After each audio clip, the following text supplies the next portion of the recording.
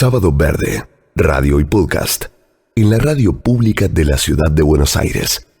Cuando se habla de los jóvenes, se habla en este tiempo de los que no se cuidan, de los que salen y que están inundando y que no llevan barbijos en algunos casos. Y en realidad nosotros queremos hablar de todos esos jóvenes que en diferentes lugares del país y del mundo se están organizando para contagiar un nuevo modo de producir, de consumir, de alimentarnos y demás. Pero vamos a hablar con alguien que está de lleno trabajando en esos grupos, en esos equipos, para ver cómo la ve. Ana Julia Neise, de Jóvenes por el Clima, es licenciada en Economía. ¿Cómo te va, Ana? Buen día. Hola, Sergio, ¿cómo estás? Bien, ¿pronuncié bien tu apellido? Perfecto, lo pronunciaste. Ah, bueno. ¿Cómo ves este tiempo donde, por supuesto, hay malestar, enojo, buena parte de la población tiene una gran incertidumbre por lo que va a pasar, hay desencuentros, pero en paralelo está todo este hacer que nosotros quisiéramos reflejar esta mañana en parte, pero por eso nos interesa tanto escucharte. Sí, a ver, son creo tiempos muy difíciles, de mucha confusión. Pensaba en lo que decías de esta relación que tenemos con la naturaleza y bueno, cada uno también desde su lugar, por ahí, bueno, yo por ejemplo que vivo en un centro urbano también a veces es difícil, ¿no? En estos momentos de confinamiento, como reconectar con esa transformación que es necesaria hacer con el medio. Pero bueno, creo que sin lugar a dudas es importante más que nunca estar muy atentos y muy atentas a lo que está ocurriendo a nuestro alrededor, ¿no? Creo que es más que nunca necesario estar como en una frecuencia de mucha solidaridad, porque son momentos muy difíciles y que nos demandan eso, una reflexión activa que nos haga reaccionar frente a esa realidad. Creo que bueno, también parte de las consecuencias que nos trae aparejada la crisis climática y ecológica en la que estamos inmersos es también el surgimiento de estos virus zoonóticos que producen pandemias y que tienen que ser como también otro llamado a la transformación profunda y no, digamos, y no hacernos perder como ese horizonte al que vamos y no congelarnos, sino motorizarnos para transformar más todavía.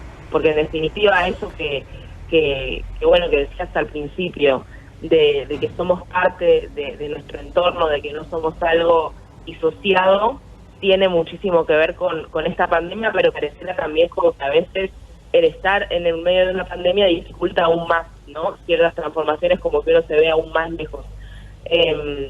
De eso, de vincularse con los otros, de salir a la calle, de seguir avanzando en más cosas, pero bueno, creo que es importante eso, profundizar esa red y sabernos solidarios en este momento tan difícil. Justamente, ¿cómo activar en medio de la pandemia, más allá de esta idea que vos nos acabás de transmitir, de reforzar esos lazos solidarios? ¿Todos debiéramos estar adentro, todas y todas, para resguardarnos del bombardeo? ¿O hay que salir, hay que hacer en grupos, con cuidados, hay que seguir contagiando? Y yo creo que para muchísimas personas no es directamente una opción estar adentro, ¿no?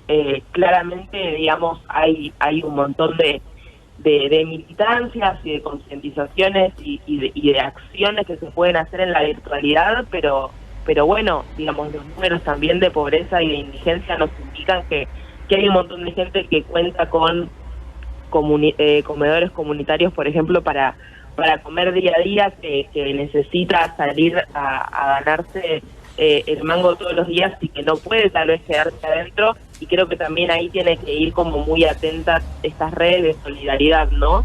Creo que es necesario estar atentos y atentas también a esas cosas y sobre todo entender que cuando pensamos en la naturaleza, cuando pensamos en toda esta transformación que necesitamos para cambiar esa relación con el medio, tiene que ser pensada profundamente desde nuestra relación con las personas, porque esa interdependencia de la que vos también hablas es con la naturaleza y con el resto de las personas. Y creo que en estos momentos de tanta dificultad, esas redes que emergen de solidaridad y que nos hacen ver que no somos solamente un individuo en un engranaje, sino que dependemos de todo lo que nos rodea para subsistir, ese tipo de acciones son las que también nos van a hacer replantearnos nuestra relación con la naturaleza, sobre todo para quienes viven en ciudades y por ahí a veces esa relación parece más inexistente o parece que no se ve. Eso. ¿Qué tal, Ana Julia? Cruz Roax te saluda, ¿cómo estás? Hola Cruz, ¿cómo estás? Bien, muy bien.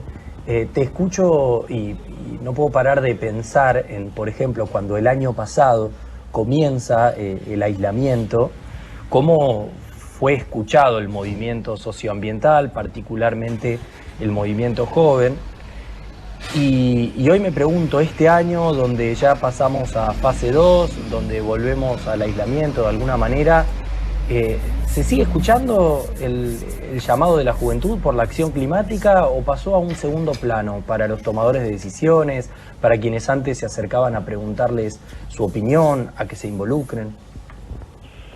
Y yo la verdad es que creo que es muy difícil, a ver, como que a veces se escucha, ¿no? Se habla mucho de la crisis climática, de la crisis ambiental, pero es tan profunda la transformación que hace falta que es muy difícil realmente como no tomarlo como un movimiento testimonial y realmente incorporar las demandas. Y yo creo que lo que pasó el año pasado, tal vez al principio, fue positivo en ese sentido de que se abrió el debate en relación a la cuestión ambiental mucho más, también hasta un cierto punto, ¿no? Porque sabemos que también hay un montón de teorías conspiranoicas sobre los motivos de esta pandemia que lejos estaban de la explicación sumamente lógica con la manera que tiene la humanidad de vivir, pero creo que ahora, digamos, ya llega como en otra etapa y es más difícil, como que hay más hartazgo y es más difícil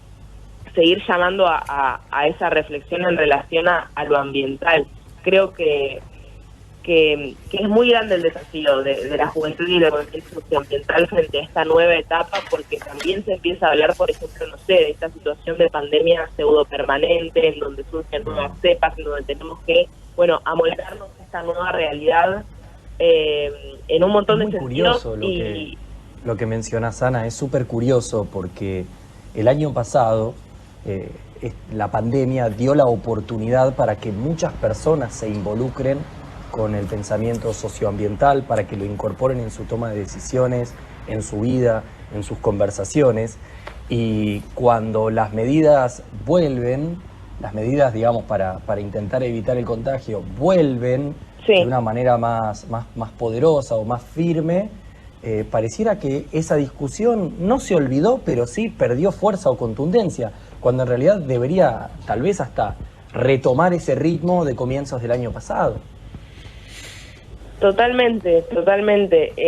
Es difícil, yo creo, tan transversal, creo que es difícil incorporarlo a la magnitud a la que se debería incorporar, pero creo que también está un poco esta cuestión de encontrarlo en todos lados, ¿no? De no, digamos, marginalizar la discusión también, y poder, quienes por ahí la tenemos más presente, seguir trayendo la colación con el resto de los temas de la agenda, ¿no? Creo que también ahí está el gran desafío, porque muchas veces se tiene a la discusión socioambiental como una discusión aparte, como si fuera una cuestión meramente de, hablamos de este problema de la deforestación, hablamos de este problema de la pesca ilegal, y después seguimos con la agenda de las urgencias y de las cuestiones verdaderamente importantes, entre comillas, ¿no? Y cuando hablamos de, por ejemplo, de lo que decía antes, de los números de la pobreza y de la indigencia, eso es una situación que tiene que, y de hecho interpela profundamente a todo el movimiento socioambiental. Y entonces, esa agenda urgente de todos los argentinos y de las argentinas hoy, de ninguna manera está disociado de la manera en la que nos relacionamos con la naturaleza. Entonces, y ni hablar de la situación sanitaria. Entonces creo que también es ese desafío de que si realmente entendemos la lucha socioambiental como transversal, poder llevarla a cada discusión de coyuntura realmente que se esté dando, no como algo aparte, sino como algo integral al resto. Atendiendo esa centralidad que mencionás, cuando pase el pico de la pandemia, ¿cómo te imaginás articulando en medio de las tensiones que ya se manifiestan con el campo de la producción, con el campo del trabajo, que tendrá que seguramente adoptar otras funciones, otros modos de hacerlo? ¿Cómo imaginás? Porque no es posible, pareciera, seguir adelante si no logramos algunos acuerdos básicos entre esos campos y otros tantos más, la educación y demás.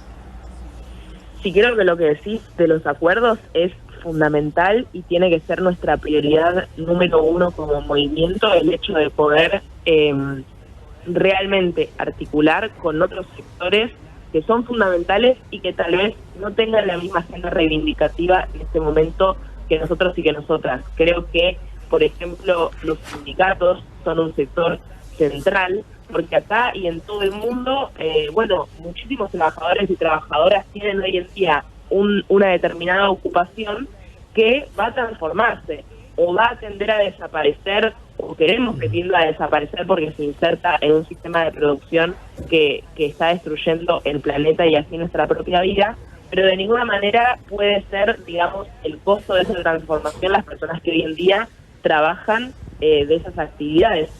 Y como con los trabajadores, con todo, creo que la transición es la palabra clave que tiene que empezar a ocuparnos, y en esa transición lo fundamental es el diálogo, poder como movimiento empezar a,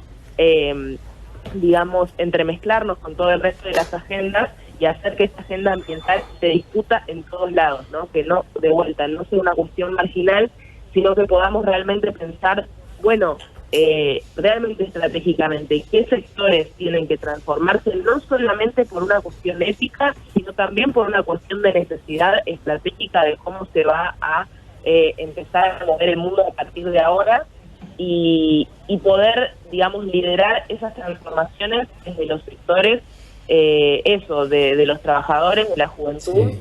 Creo que eso tiene que ser nuestra prioridad a partir de ahora, y así es como yo espero, digamos, que sigamos conduciendo ahora y cuando esta situación difícil pase. Ana Cruz, de vuelta, preguntarte por, más allá de la comunicación diaria que sucede en la agenda ambiental, por ejemplo, en este caso esta semana Andalgalá, tal vez un poco más atrás los incendios. ¿Cuál es la agenda que se proponen? En tu caso, sos militante en Jóvenes por el Clima. ¿Cuál es la agenda ambiental que se propone durante este año? Por ejemplo, si pensamos en diputados y en el Senado, ya sabemos que hablarán sobre la modificación del Código Penal para traer los delitos ambientales, eficiencia energética en los hogares, educación ambiental. Desde el espacio joven de Jóvenes por el Clima, ¿cuáles son los temas que les gustaría que reboten y que se empiecen a debatir en la agenda de este año? Bueno, tal cual, las iniciativas legislativas que mencionás sin lugar a dudas, y también creo que, digamos, por lo menos lo que venimos trabajando y hablando muchísimo es esta cuestión de empezar a propiciar la transición entre los diferentes espacios sociales en general, y empezar a hablar de esa transformación tan integral que hace falta desde tantos puntos de vista diferentes. Nosotros venimos trabajando mucho en un proyecto que es el Plan de Desarrollo Humano Integral, en donde a lo largo del verano fuimos hablando con diferentes científicos y científicas con las que siempre articulamos en pos de tener la información que difundimos en relación a la crisis climática y ecológica, pero también en relación a la solución que amerita esta situación, ¿no? En términos de lo que vos decís, de la transición energética, por ejemplo, que hace falta, en relación a las políticas, en relación a la problemática de los residuos, en relación a cómo el sector rural también tiene que hacer sus muchísimas transiciones, especial que hablaban recién de agroecología, y creo que también eso es súper importante. Y estos serían los ejes. ¿Estos serían los ejes de este plan de desarrollo integral? Estos serían los ejes en los cuales nosotros estuvimos aportando a ese plan de desarrollo humano integral, que tiene por objetivo plantear de cara a la sociedad las transformaciones estructurales que hacen falta, como tomar este contexto de pandemia para poder empezar a tener interlocuciones amplias entre sectores que por ahí no están de acuerdo en muchas cuestiones, como sabemos que en este país, digamos, obviamente hay muchísimos antagonismos en muchos sentidos, pero poder empezar a ponernos de acuerdo frente a ciertas problemáticas estructurales que se vienen, digamos, acumulando hace muchísimos años. El tema de la hiperconcentración en los centros urbanos, el tema de la problemática estructural de la vivienda en nuestro país, y bueno, en relación a ese plan que están impulsando la economía popular, en conjunto con los sindicatos, en conjunto con muchos sectores universitarios, estamos también nosotros ahí haciendo un aporte desde lo ambiental, entendiendo que es importante que nuestro movimiento empiece a relacionarse con esos interlocutores y empiece a proponer propuestas integrales, digamos, no solamente, como vos decías por ahí, iniciativas legislativas particulares que son fundamentales, sino empezar a meternos en esa discusión de todas las transformaciones estructurales que son necesarias y entonces poder pensar la transición energética también relacionada a la problemática del déficit habitacional que tiene nuestro país. Entonces poder pensarlo todo como un conjunto, y creo que esa agenda de transición en todos los frentes es una de las principales frentes de batalla de nuestra organización hoy. Ana Julia, celebramos todo lo que has dicho esta mañana, nos dejás pensando, nos dejás entusiasmados con la posibilidad de seguir trabajando desde el lugar que sea por esa transformación para el desarrollo humano integral. Está tan bien expresado ahí, ¿no? Esas transformaciones estructurales que nos hacen falta. Te mandamos un gran abrazo y gracias por haberte levantado temprano para atendernos.